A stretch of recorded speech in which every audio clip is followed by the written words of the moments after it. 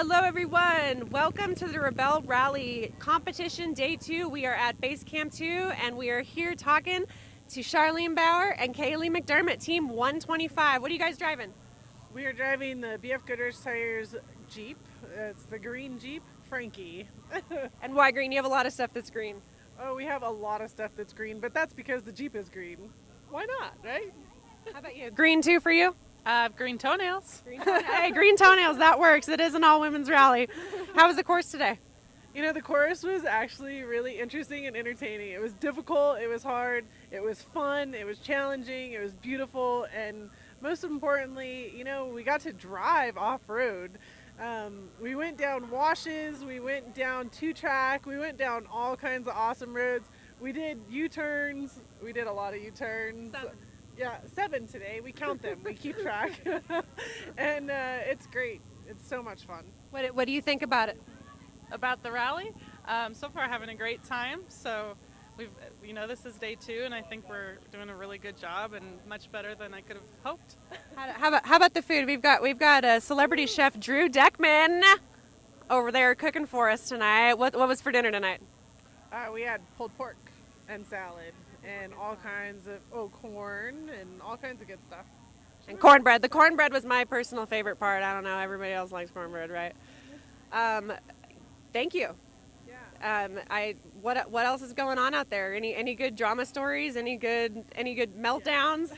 I haven't seen any yet. We've kind of been watching, just making sure everybody's doing good. But you know, probably the funniest thing that I have to say is this 4 o'clock, 4:15, 4:30, 5 a.m., whatever time you're supposed to get up, wake up call is absolutely insane. But everybody is up at like 4:15.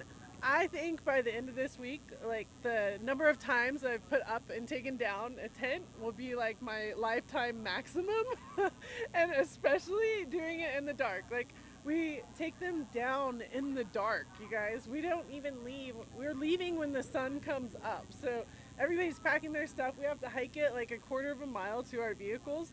We don't even get to bring our vehicles up to our camp spot at all. There's nothing easy about this. It's a ton of fun. So you're getting a good workout, and you're going to be a tent expert by the time this is over. Every time you go camping now and someone's having trouble with tent, oh, Charlene's over there. Yeah. Go ask her. Yeah. So how did you guys, I know you did some sort of, tell me about the competition that you ran to find a teammate for this event and for a bunch of other events, right? Yeah, so this is really exciting. Kaylee is actually a winner. She says, I came here a winner, so no matter what happens this weekend, we're always winners. But we ran the Ladies Co-Driver Challenge contest, and it's through the Ladies Off-Road Network, so make sure you guys check it out. We're going to do it again this next year, but this is our 3rd event of the year that we had going on, and we have SEMA, and then we'll wrap up our whole year in December. So I'm really excited. Like, I definitely agree that we're winners regardless. Have you spent a lot of time in the Nevada desert? I know Charlene's been doing events like this for a long time. Is this a new area to you? Is it similar to other stuff you've done? I don't recall ever being in Nevada before, besides to gamble. I've spent some time in Southern California, in the dunes, and then most of Arizona, but no, never here. How does the Nevada desert compare for you, the terrain, the type of dirt, just kind of what you come up on out there compared to off-roading down in Southern California? I actually am surprised how different they are. So we heard this morning that it's 82% public land out here, and it really shows because you don't see anybody. You don't see people. It's public land, so you could see other people wheeling, but you don't. You don't see buildings, you don't see anybody, you don't see your checkpoints, you don't see your other competitors. There was a lot of vast openness today. It was pretty amazing. How about wild animals? There's a couple stories floating around. You see it? We tried to catch a picture of a fox that was running down the trail in front of us. There was a hawk that was like the size of a person. It was huge. And a couple bunnies. I think that's all I've seen. Anything big? Wild horses, bison, buffalo? Are there any buffalo left? We haven't seen anything big yet. That hawk though is right on top of us. Like He wasn't striking at you. Yeah, he was coming for us. He knew we were lost. U-turn time, U-turn. He's waiting for the tires to start digging in the sand. Now, did they make you record the U-turns on the scorecard? No, but we are actually doing our personal over-under on our U-turns. So we did 5 yesterday, 7 today. We're doing pretty good. Yeah. You said that's how many U-turns compared to yesterday? We did 7 today and 5 yesterday. 5 yesterday. All right, all right. You know what? But seriously, though, it got a lot harder today, right, Kaylee? Yep. Yeah. Now, do you plot all of your checkpoints in the morning before you take off, or do you kind of decide as you go? Well, the goal is to plot all of them before we go. So far, I've been able to do that. It was 15 this morning, so I was kind of pushing it. And then whatever time I have left to plan the route, we do that, and the rest we do on the fly. And what kind of checkpoints have you been going for when it comes down to it during the day? Is it obviously your greens? What else are you guys going for? Yeah, so we have to do the greens. The blues and the blacks are optional. So like today, when you guys see our scorecards, you'll see that we actually had an option to do 2 blacks in the morning or 2 blues. It would take you on different routes. So we went for the 2 blues, just, you know, a little bit of competitiveness there just to say, hey, we're for sure going to get our points in. Where the blacks, there's nothing out there to say that you're in the right spot. Where at least the blue, you're looking for a flag, you're looking for something out there that's blue. So that's kind of cool. That was our way of doing it today, and we nailed a black. Pretty proud. Yeah, yeah, we got it. Yeah, so that's hard. That's hard. Does it tell you when you get there whether or not you've arrived at the checkpoint, or do you not know until you get back to camp? Yeah, you actually do. So you have a tracking device that you guys are probably watching at home, and we actually go out to wherever we think we're supposed to be, and we press it, and then once it registers, it actually gives us our GPS location. So in some ways, at that point in time, we know exactly where we are. So yes, we do get to actually register the black checkpoints and look against and go, high five, we did it, all right. And then there's also like a radius too. So as the week goes on, I guess the radius is going to get smaller. And so if we get within the full radius, then we get half the points. If we get within the inner radius, we get the full amount of points. So that might help a little bit for people looking at our scoring sheets at home too, not understanding what's going on. Yeah. Trying to figure out what exactly they're seeing on the computer. Yeah. But I think that's what's really neat too about the Rebelle is that it is so different in so many ways. It's a combination of time, speed, distance, the checkpoints. I mean, and it's strategy. It's not, hey, go out and grab all these checkpoints. It's the decision's up to you, and very much to decide, you know, which ones you want to go for. Do we have time to go grab the other ones? Do we not? What time do we need to be back? So a lot of it is calculating in ways other than navigation, but making those critical decisions along the way together. And how's the communication? Is it seem to be going pretty smoothly for you two?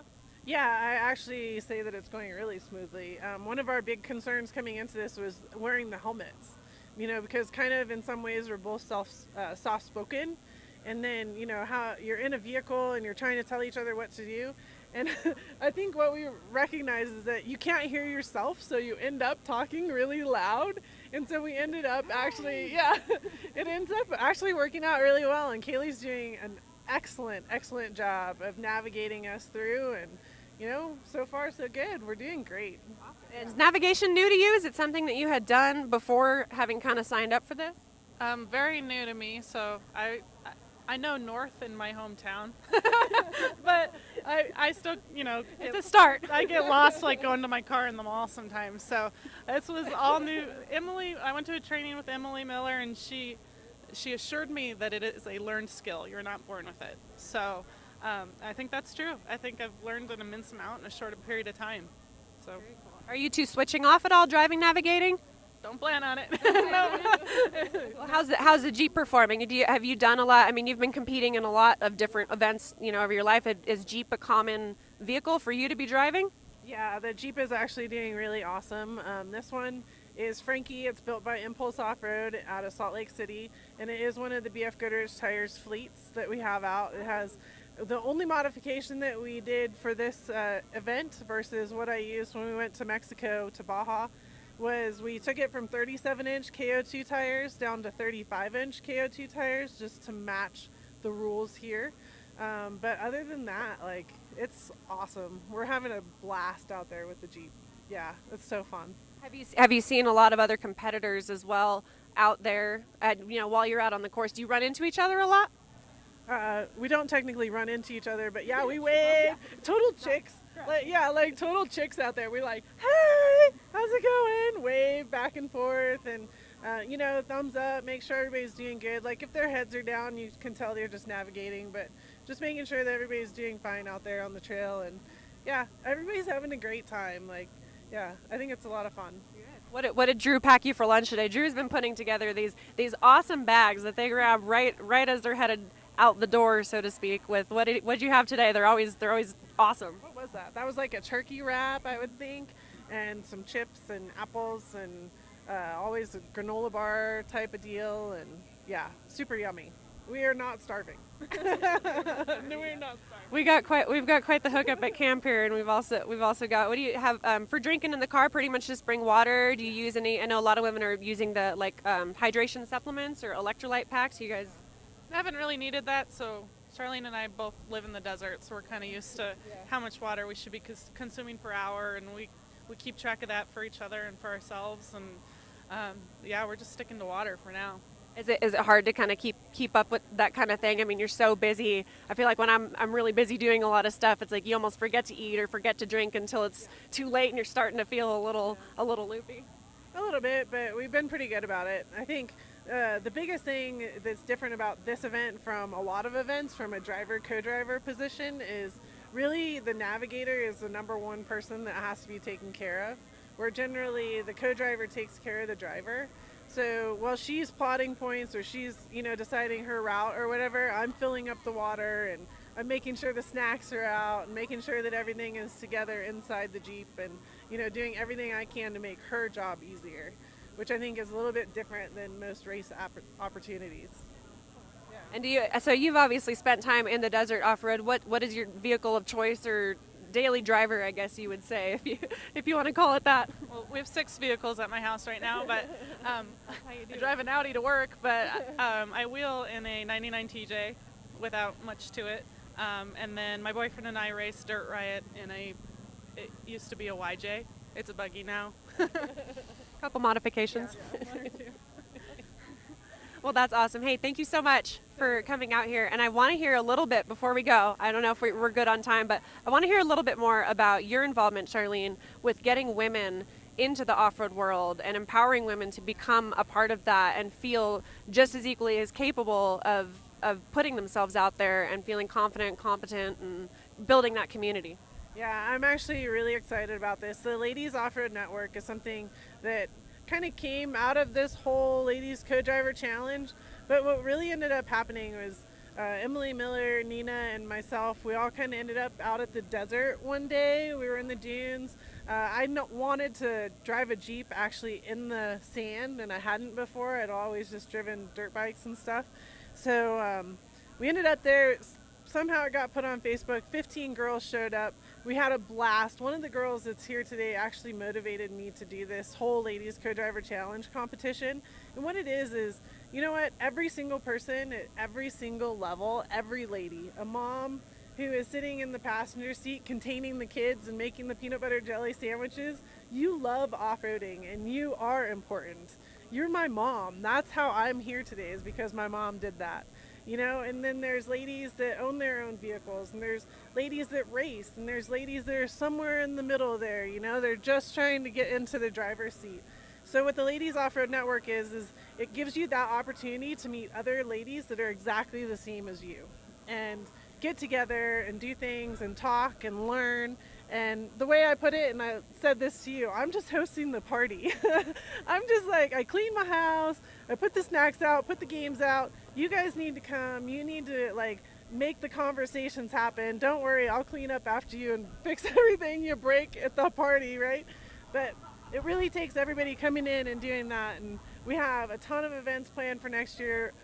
Definitely will be back in Rebelle style in some way and fashion and form, because this is 100% exactly what this industry and what these ladies need, is a place like this where you can be absolutely awesome regardless of what you like to do. Yeah, 100%. That's very cool. Now we've been following that as a group for a long time, and it's just, and the cool thing too about the Ladies Off-Road Network is that it survives off of that interaction. And so getting women out there and saying, hey, this is a place where you can put yourself out here. You're not going to be shut down no matter what role you play. And there's a lot of emphasis a lot of the times on, oh, well, do you drive? you know, what do you do? And it's just that involvement in that community of women that are in the off-road community and like stuff like this that is important. You know, not regardless of what your skills may or may not be. Yeah, 100%. And we actually have a complete forum in there for the Rebelle Rally. So a couple of the girls here actually found their teammates in there. And we really look forward to getting that to explode during this next year as we get all of you ladies at home right now that want to be here. LadiesOffroadNetwork.com. No, you need to be here at the Rebelle Rally next year. I cannot tell you how amazing this entire experience is. But I will say, Andrea, and you know this, I am freaking out because I don't have my phone, I don't have internet, I don't have anything. Hi, everybody at home. I actually am still alive. But look at this. Look, this is This has been a big hit. Yeah, this is the new addition to the Bauer Media. do we need a live selfie right now? Can it happen? Is that okay? Check this thing out. Oh my gosh. I bought a $10 watch. Yeah. Oh my God, it has numbers on it. It has numbers on it. That's all that really matters when it comes down to it. $10 watch so I can tell the time. $10.99 at Walmart so I can tell the time. Like the things you have to do without your cell phone. All right, well we're gonna go ahead and take a selfie and then let you guys get on to doing something else for a few minutes here. But you got to stick around for the selfie so you can see the awesomeness on the other side of the screen. Mike and all. I don't know if it even worked. All right, thanks. Thank you so much. Thank you. Thank you. Thank you. We'll see you in a few.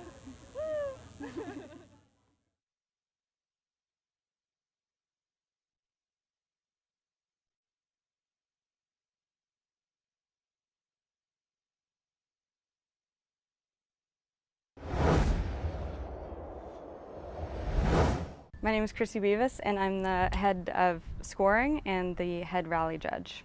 I've been doing stage rally for 20 years, and that's basically a very different type of rallying than the Rebelle rally. I've kind of been involved with rallying my whole life.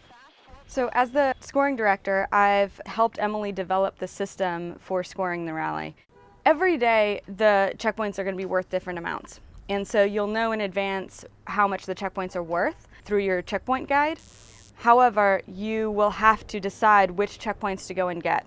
You will be required to get the green ones, but the blue ones and the black ones, you'll have to decide which ones you should go for. And the point system for the blues and blacks will vary. So the teams are going to have to come up with a strategy, and they're going to have to work together really well to decide which of these checkpoints to get based on how much points they're worth, because you have to get the highest score wins.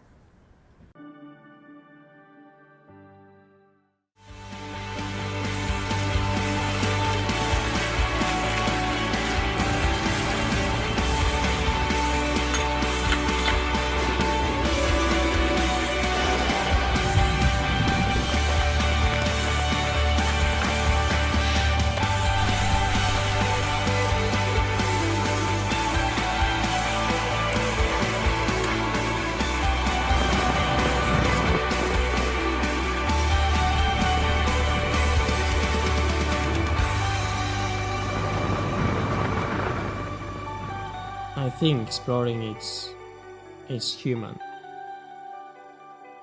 You discover yourself.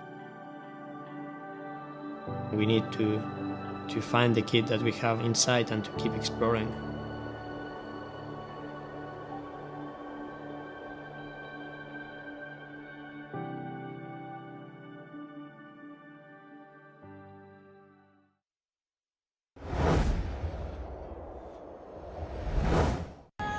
Welcome back, everyone. Thank you so much for joining us. I am back here with Team 104, or half of Team 104. We've got Cora Jokinen with us here, and your teammate is Sleeping. she's probably smart. Yes, she needs her beauty rest, and she needs to really rest up for tomorrow because we wake up at 4:30. A little early. Not for me. I'm still on East Coast time, so to me it's like 7:30 in the morning. But by about 8:30, 9 o'clock at night, I'm ready for bed too. So you've got a little bit of an advantage there on that part. This isn't too much of a change for you. Yeah. And the course, what do you think of it so far? The course is amazing. Absolutely stunning landscapes, challenging navigation. roads and trails to drive on. So what we really saw today is like it's good for any skilled driver. Like if you're just a beginner or if you really want to challenge yourself, there are portions of the course where you can really do that. Well, I know you're not a beginner to the off-road world and the competition in off-road. Tell us a little bit about what you've been doing that kind of led you to this competition. Started off-roading, fabricating about 15 years ago. Got into rock crawling, competitive rock crawling. I was a sponsored driver for a couple years, and about 2 years ago, the owner of that company, called Torque Masters Industries, was looking to retire, and I purchased the company. And so I took my hobby and made it into my life. And what's the company called now? Torque Masters Industries. Oh, okay. So Yeah. no name change. Nope. You just went for it and Yeah. jumped right in and got to work. That's awesome. And how's the Jeep performing? Oh, the Jeep is great. We built it this year. It's our display vehicle and our trail vehicle, and we'd love to take it out. We're running our products, the Torque Locker, which is our new locking differential in it.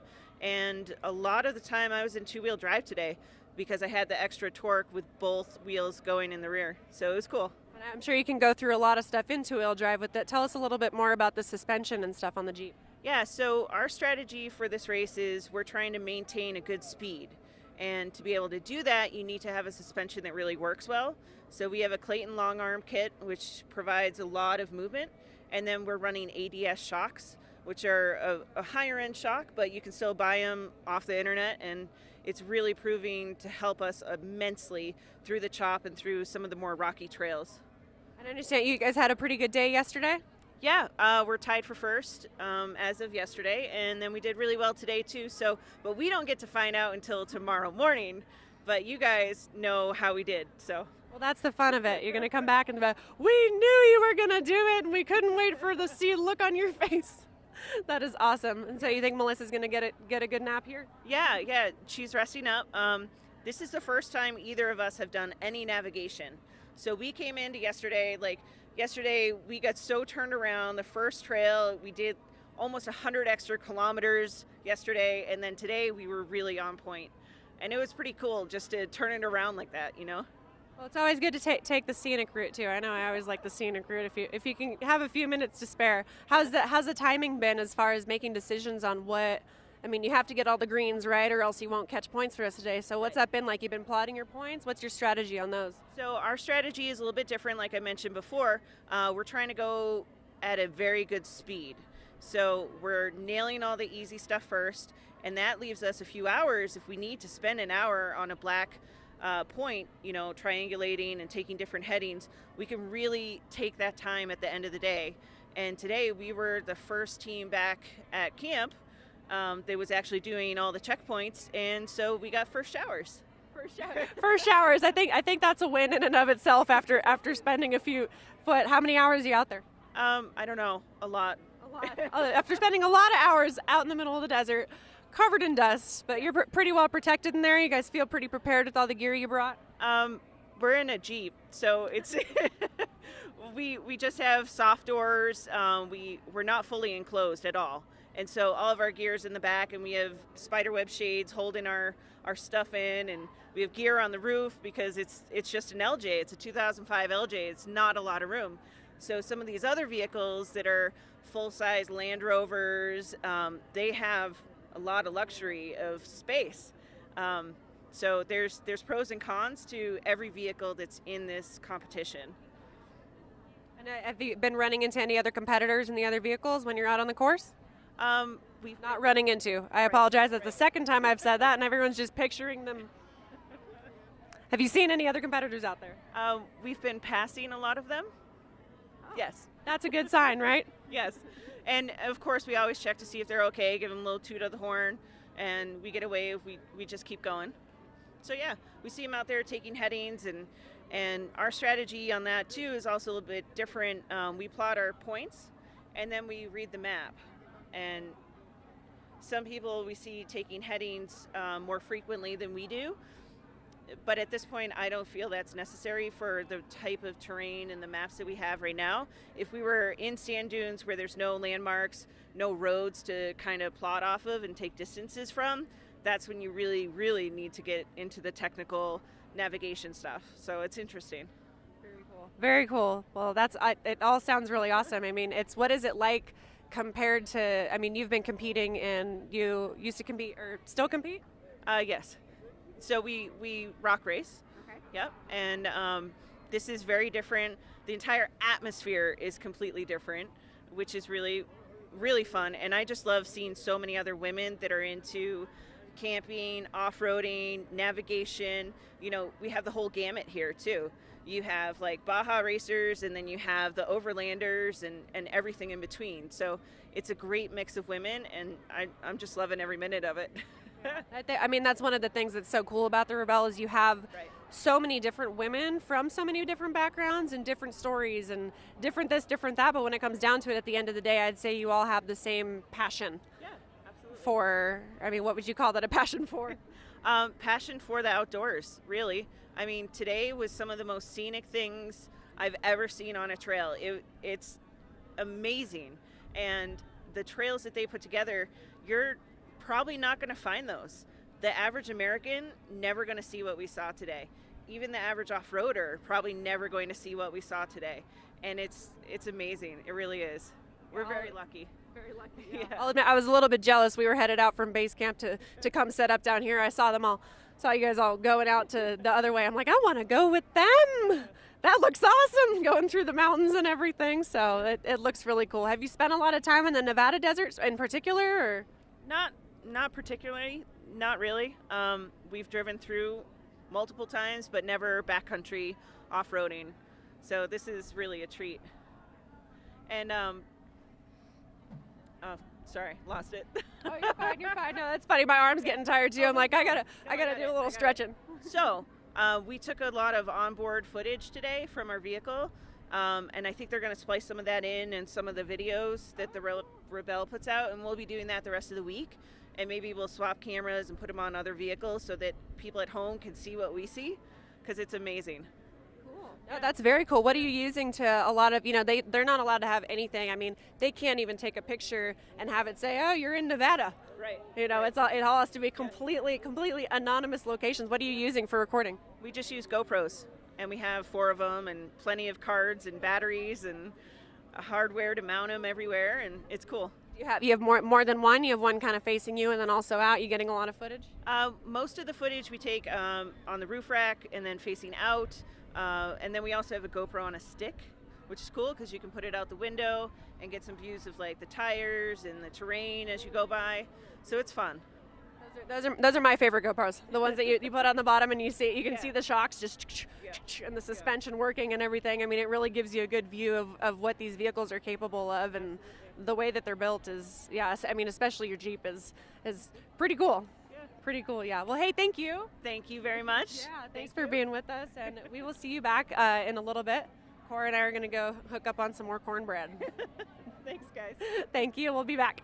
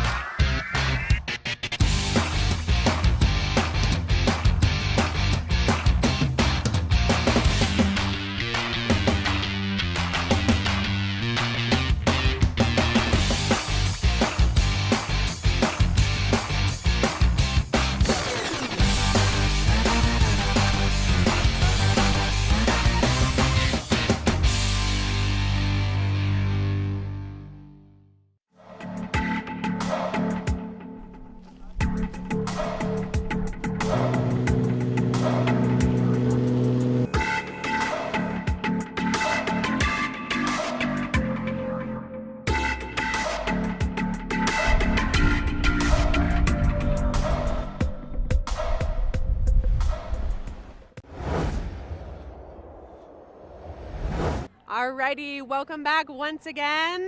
We are at Base Camp 2 this evening, and temperatures are dropping, but spirits are high. What do you think, guys?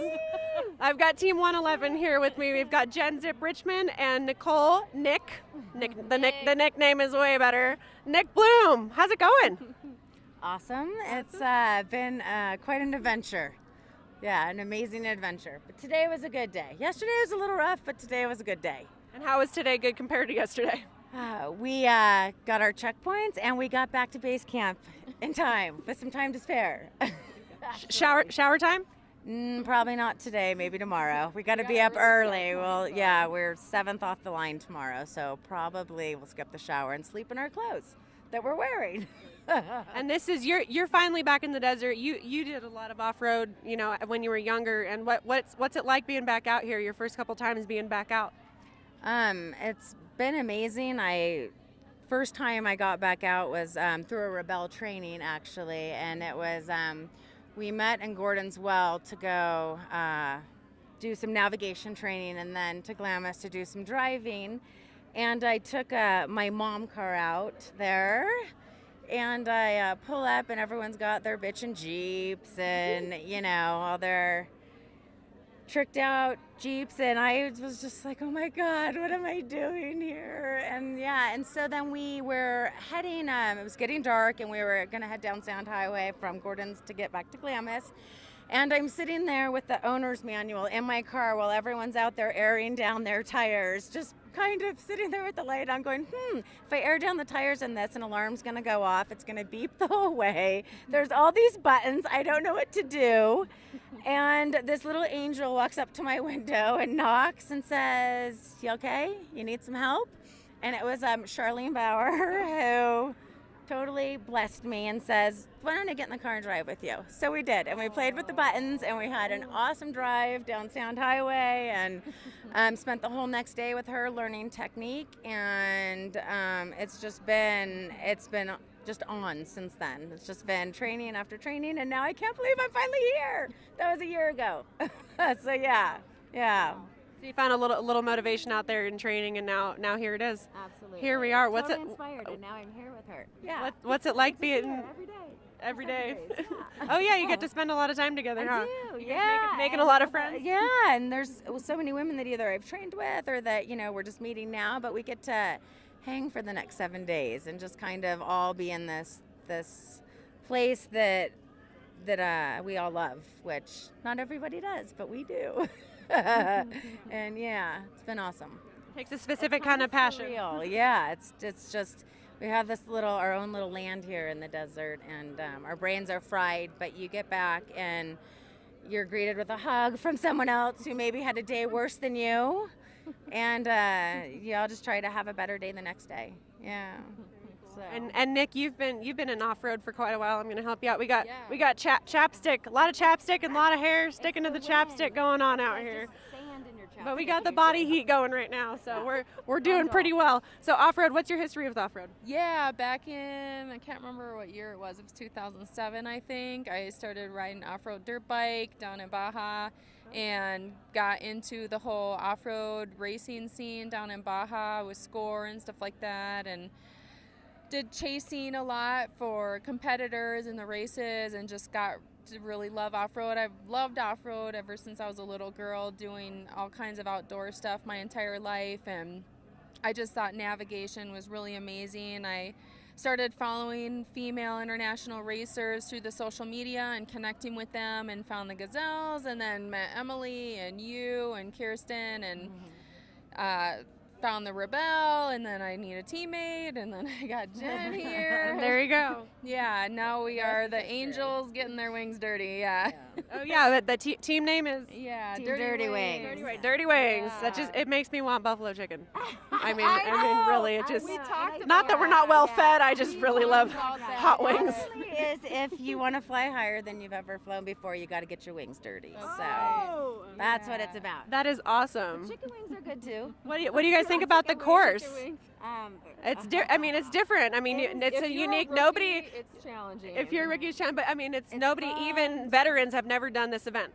Like, this is new to everyone that is here. I mean, yeah, that even is. gazelles, they haven't done that. I mean, it was similar, but kind it's of different. navigation. Yeah. It sounds like. So even those guys are kind of like, oh, okay.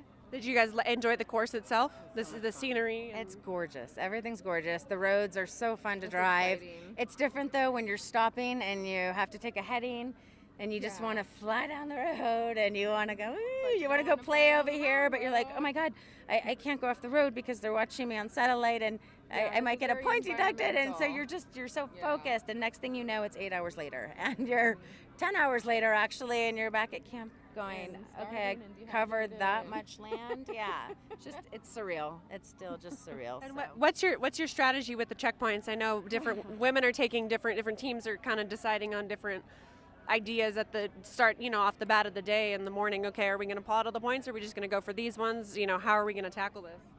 We're right now we're just looking kind of to get our green checkpoints and get back to base camp. I think that as we get each day a little more comfortable with how the rally goes, we'll maybe go for some blues. And we're going through different terrain, so I guess it's going to depend on choices that we have to make when we're driving, depending upon the situation. If we can get the blue and we think that it's worth it to do, and that we're both, There's a time constraint. made the decision that we can do it based on time and safety and everything else. But right now we're happy to get our greens and to get back to base camp and have a delicious meal and see all our friends. Hey, Drew. Yeah. With Drew, yeah. With Are you Drew. impressed with Drew? I knew about Drew even before I found out he was doing Rebelle, and so when I found out Drew was doing the Rebelle, I was just like, OMG. I mean, I just couldn't believe it. He's so famous, yeah. I don't know who he is. Sorry. Is that bad? Oh, Drew. Our Yeah, Michelin chef. Oh, Drew. Who's Drew, Oh, the chef, yeah. the Oh guy, my God. the guy feeding us. Yeah. I Feeding had us been the whole following time. his social media for a while because I had slept become 2 hours. familiar with culinary arts in like Guadalupe and different parts of Baja and Mexico and reading various foodie type sources of information, so getting familiar with who the big chefs were of what niches, and I knew he was in my area and just following him because he's amazing. And then when I found out he was doing this, I couldn't believe it. I was like in shock. I was like, no way. So you came for the food. Oh, that's cool. I mean, so you had a little bit of background on what was it? I mean, I didn't really know a whole lot about it, but for anybody who doesn't know, this is no prison slop line. I mean, what did we get fed yesterday? already It was hen or Cornish game hen, like fingerling potatoes and green beans, and But it's how they're it's also good. Yeah, everything's been. Just It's very imagine- nice to come back to after slamming power bars all day and and we drinking feel water. like princesses. Yeah.